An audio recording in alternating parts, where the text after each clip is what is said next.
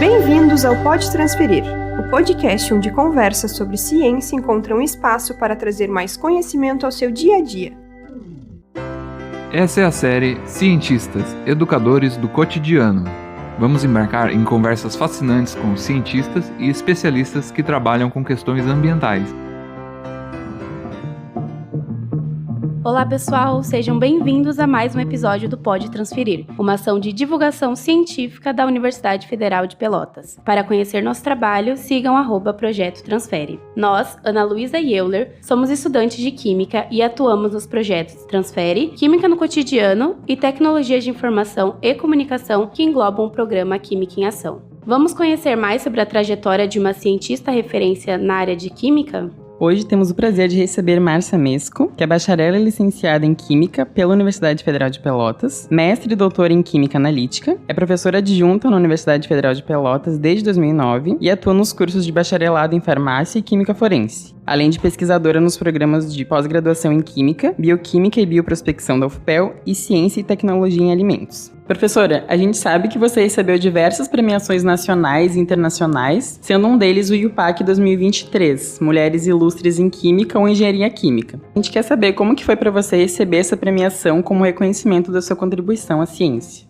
Então, olá pessoal, é um prazer estar aqui com vocês, parabenizo pelo projeto, fico feliz com o convite, honrada em estar aqui, falando um pouquinho da nossa carreira dentro da UFPEL. Eu fui estudante da UFPEL e acho que essa premiação, como vocês comentaram, que foi uma premiação internacional de bastante destaque, ela traz uma consolidação não só da minha carreira, do grupo de pesquisa que eu coordeno, mas também da nossa formação como químicos na UFPEL, porque eu sou oriunda da segunda turma do bacharelado e licenciatura em Química, então eu fico muito feliz de retornar como docente da universidade e poder trazer essa visibilidade internacional para as nossas pesquisas, para os nossos estudantes e para a nossa instituição. Então acho que essa é uma trajetória muito grande, com a contribuição de muitos docentes, tanto da UFPEL quanto do Federal de Santa Maria, onde eu fiz a minha pós-graduação. Todo mundo contribui e a ciência a gente não faz sozinhos, todo mundo sabe que a gente precisa de muitos experimentos, de muitas ações conjuntas, pensamentos conjuntos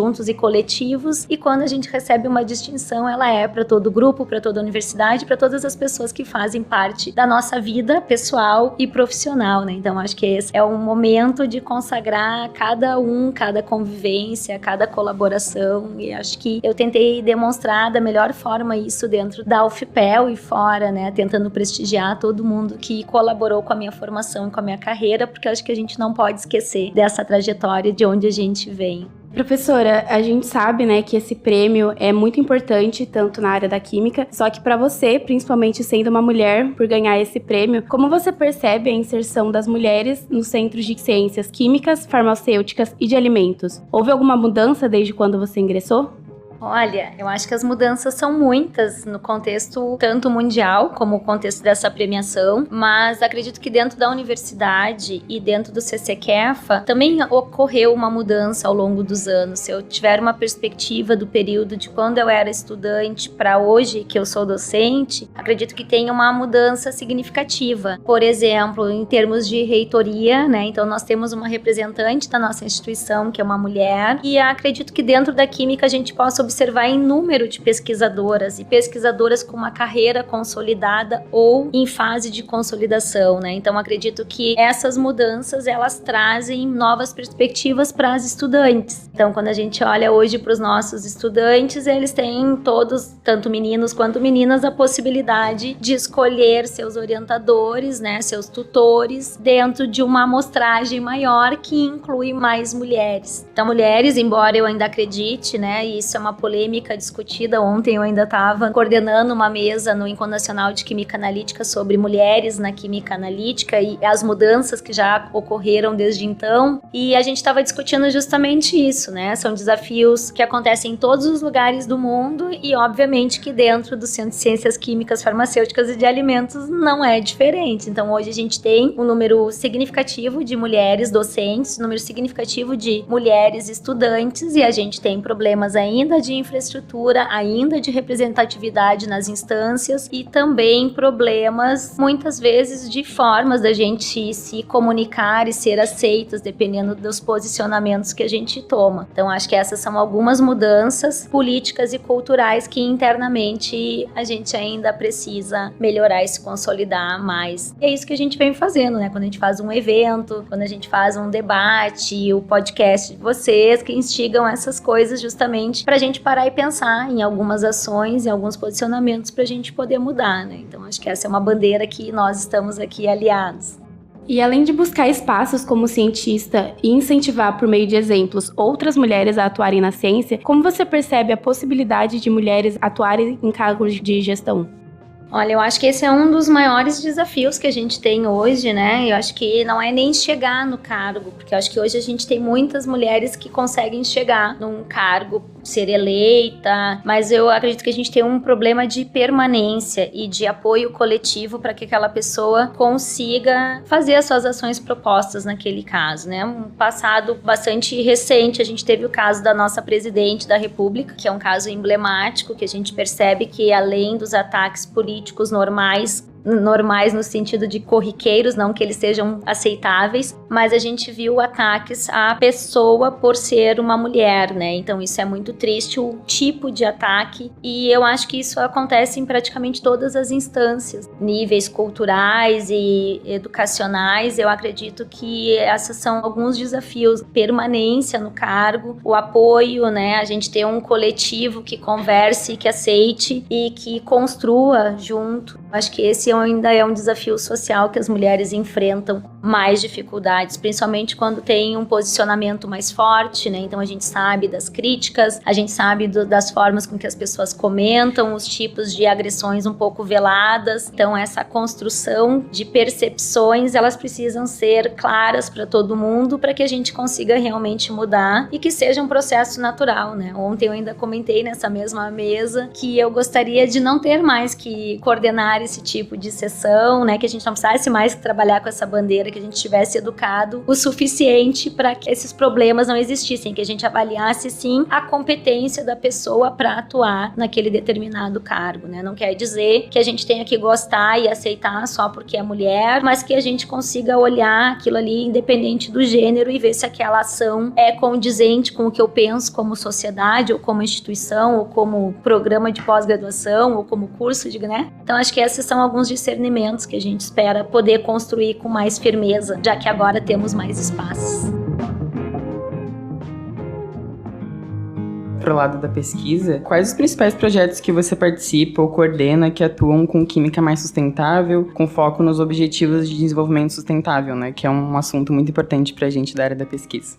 Isso, eu acho que é uma grande tendência de todas as áreas a gente discutir, vendo todas as mudanças climáticas, todas as dificuldades que a gente ainda tem nessa parte de sustentabilidade, que a gente está vendo, o que está acontecendo. A nossa evolução, ela foi muito grande, né? Isso ajudou muito para a gente crescer como população mundial. Então, todos os processos químicos e todos os correlatos que aconteceram, eles foram importantes para a gente estar aqui hoje, mas agora estamos atrasados em rever esses conceitos na área de química também, né? Então isso perpassa, inclusive, pelas nossas aulas. Eu acho que a gente precisa ter um processo de modernização. Conversei muitas vezes com vários colegas, da gente reavaliar e readequar as nossas aulas práticas, a geração de resíduos, o perfil dos estudantes que a gente forma a instigar o pensamento mais crítico em relação à parte da sustentabilidade e as nossas ações como químicos, onde nós podemos atuar mais efetivamente. E desde que eu cheguei na UFPEL como docente, eu venho trabalhando nesse sentido, tanto nas aulas de graduação quanto de pós-graduação e também nas linhas de pesquisa que eu desenvolvo. Então, lá na minha pós-graduação, eu já comecei a trabalhar com métodos, revisitar métodos analíticos, que está dentro da minha área de formação, tentando trazer novidades e inovações, principalmente pensando em métodos mais amigáveis para o analista, obviamente, e para o meio ambiente, né? Então, com isso, a gente reduz custos, tanto de tratamento, de saúde, de exposição do analista, quanto de manutenção manutenção e de reagentes e resíduos de laboratórios, né? Então acho que esses são papéis muito básicos e fundamentais que nós, químicos, temos hoje para atuar, e as nossas linhas então estão bastante relacionadas com isso. Eu trabalho muito com a parte com elementos essenciais, tóxicos, tanto para o meio ambiente quanto para o organismo, e a gente desenvolve esses métodos então buscando trazer compatibilidade com equipamentos mais modernos, com o que a gente tem de modernidade hoje, e também buscando sempre a redução de geração de resíduos nesses impactos.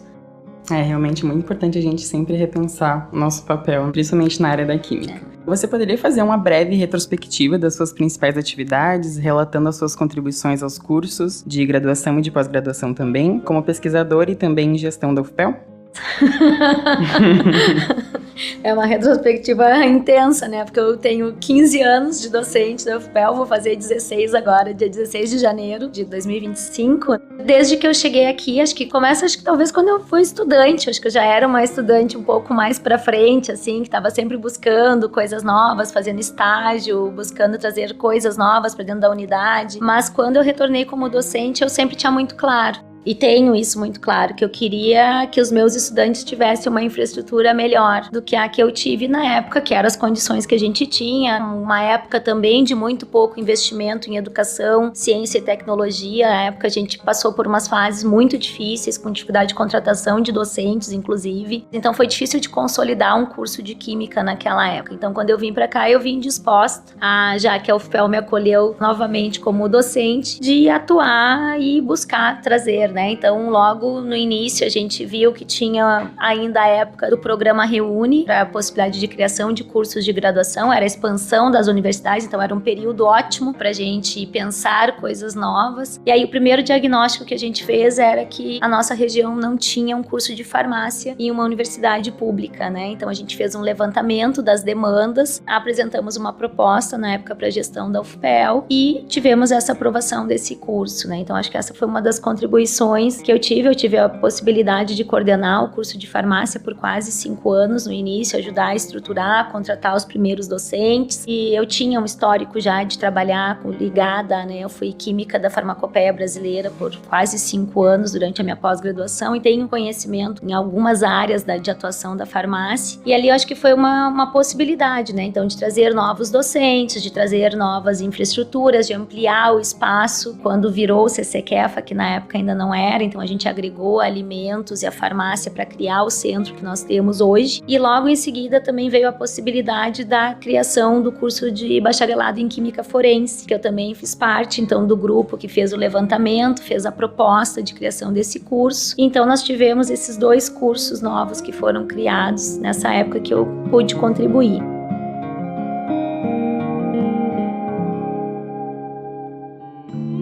Paralelamente a isso, com esse grupo de docentes que estava ingressando na UFPEL, a gente também viu que tinha um gargalo para criar o programa de pós-graduação em Bioquímica e Bioprospecção, que eu também fui coordenadora por 6 anos. Então, além de dar a ideia, eu sempre abracei a causa, também ajudando, né, na gestão. E com isso, acho que eu fui incentivando os colegas, né, tentando agregar pessoas novas nessas linhas de pesquisa, buscando que a gente tivesse um coletivo de oportunidades para pesquisa, porque a gente chega, às vezes, docente numa universidade meio perdido, sem saber como que vai iniciar a carreira como pesquisador, né? Muitas vezes como eu, recém-doutora, quando ingressei aqui. Então, acho que essas foram algumas contribuições, tanto na parte científica, acadêmica e também de gestão. E aí, logo depois disso, sempre tive trabalhando, né? Desses quase 16 anos agora, eu acho que eu tive uns 6 meses, ou um pouquinho mais, que eu não tive ligada a alguma atividade de gestão em paralelo à docência e em paralelo à pesquisa. Tinha e tenho uma dedicação muito grande. Em 2020, eu fui convidada para fazer parte do núcleo da Pró-Reitoria de Pesquisa e Pós-Graduação na UFPEL, e desde então eu coordeno um núcleo de planejamento e infraestrutura em pesquisa, que é justamente para tentar agregar as diversas linhas de pesquisa da universidade, para a gente montar propostas mais robustas para concorrer em projetos nacionais para melhorar a infraestrutura de pesquisa, né? Então isso dá oportunidade, voltando lá no meu objetivo inicial, ideal, que era que os meus estudantes, os nossos estudantes tivessem uma infraestrutura melhor. Eu continuo trabalhando bravamente nesse contexto de buscar linhas de pesquisa que estejam dentro das tendências das ODS, então isso é uma tendência que a gente tem muito clara, que a gente precisa, principalmente na parte de sustentabilidade, então a gente agrega a linha de alimentos, linha de química, biotecnologia, veterinária, agronomia, todas essas áreas ali, principalmente do campus Capão do Leão, incluindo vários outros cursos, e a gente vem buscando então angariar recursos para investir na infraestrutura e possibilitar, porque obviamente a graduação e a pós-graduação elas vão estar muito alinhadas, estão podendo utilizar a estrutura conjunta e assim a gente ir para o mercado de trabalho, qualquer que seja a área, muito melhor, independente se vai para academia, se vai para a indústria. Eu acho que a gente consegue com essa visão e com esse grupo de pessoas envolvidos buscando esses objetivos, eu acho que fica tudo mais fácil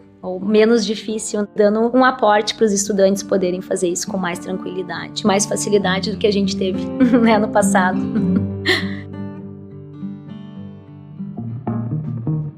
Bom, professora, foi muito enriquecedor a nossa conversa, principalmente para nós, mulheres cientistas, ver uma figura que está conquistando vários prêmios, uma trajetória linda, vários projetos. Então, nós gostaríamos de agradecer por você vir no nosso podcast, por compartilhar seus aprendizados e suas experiências. E pode ficar à vontade para adicionar qualquer comentário final. E muito obrigada novamente.